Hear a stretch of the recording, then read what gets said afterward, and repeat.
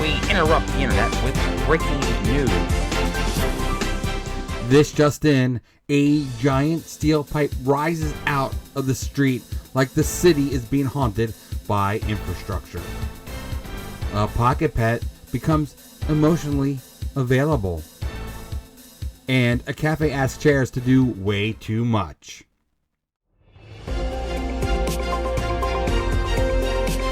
Good evening, everybody. Welcome to the show. I'm Bob, and I'm here to fight the news.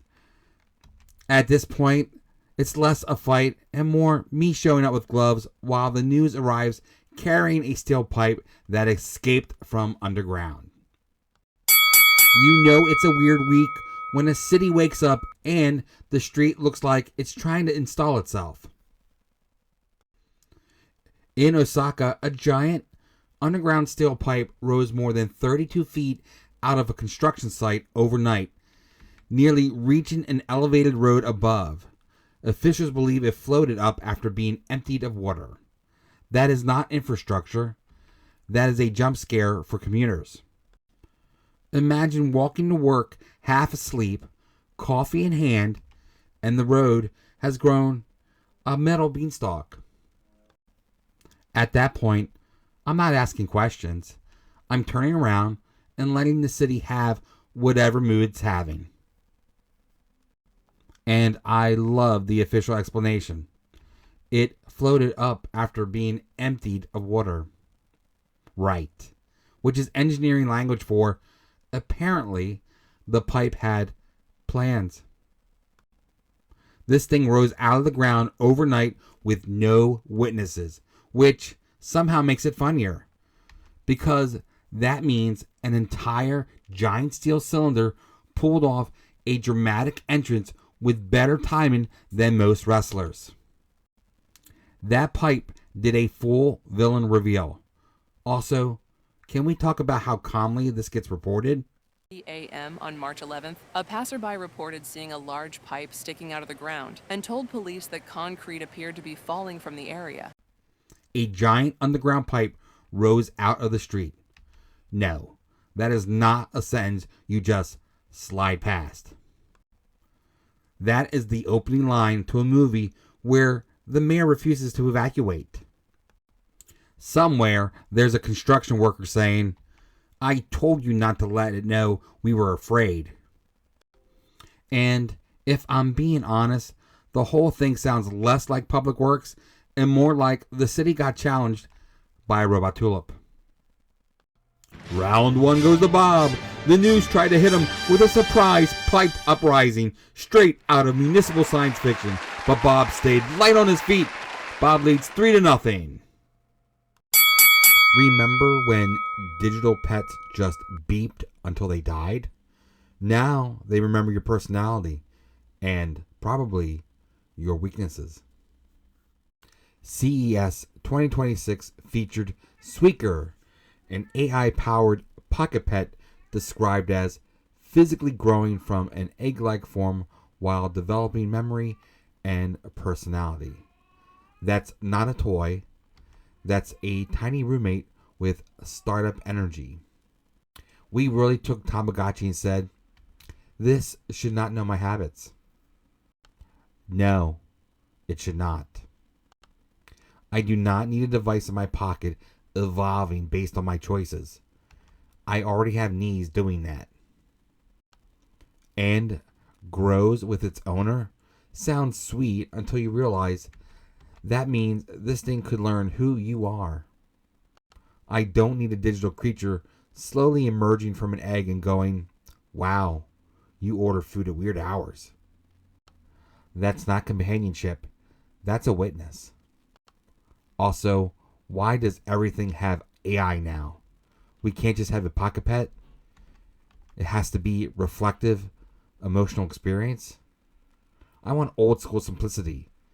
Feed it, clean it, panic when it beeps in church. That was enough. Now, this one has memory. Great.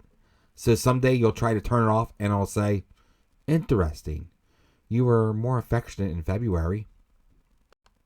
Nope. This is not a pet. This is a teeny therapist who lives in a pistachio shell. Bob extends the lead.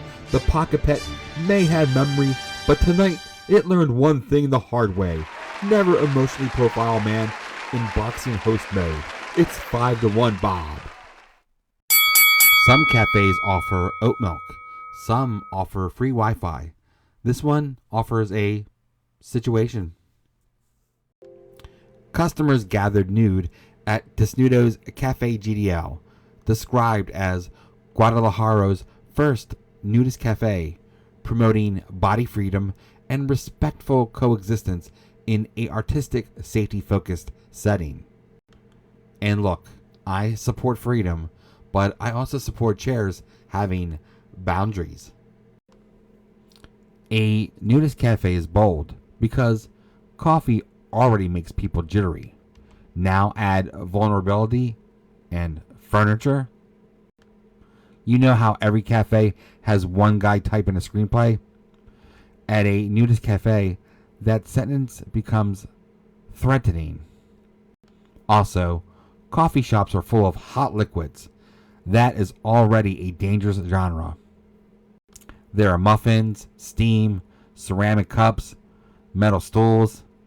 This is not a dress code issue. This is OSHA improv.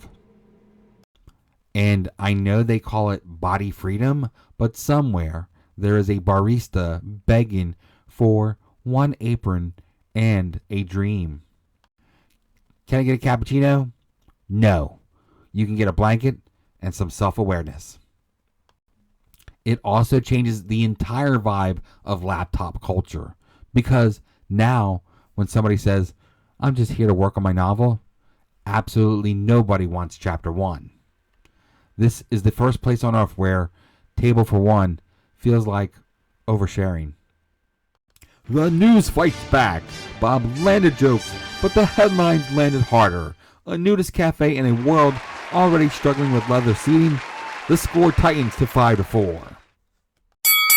Time for the bonus round, where the news empties its pockets and somehow pulls out a cobra, a badger, and a raccoon with burglary energy. A Siamese spitting cobra was seized in Wichita Falls, Texas. A Siamese spitting cobra in Texas sounds less like a pet and more like the final boss in a roadside zoo expansion pack. A badger was caught hiding in a high school storage closet. So a badger hiding in a high school storage closet is the most senior prank designed by nature headline I've heard all year. A Cincinnati raccoon kept making repeated apartment visits. So a raccoon burglar breaking into an apartment every day isn't wildlife. That's a tenant dispute with paws. Bonus round to the news when the bench mob includes a cobra, a school badger, and a repeat offender raccoon. Even Bob has to admit the headlines came loaded for bear and several other species. What we learned tonight.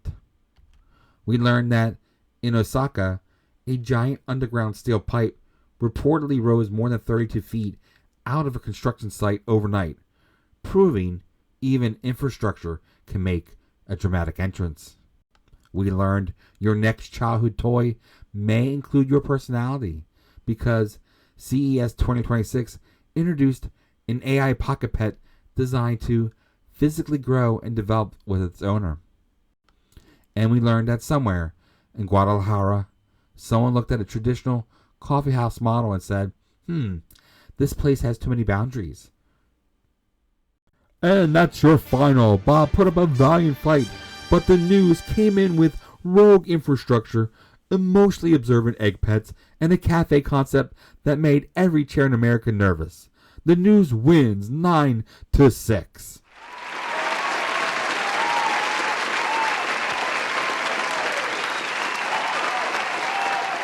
Until next time, good night, stay weird, and keep an eye on your sidewalk.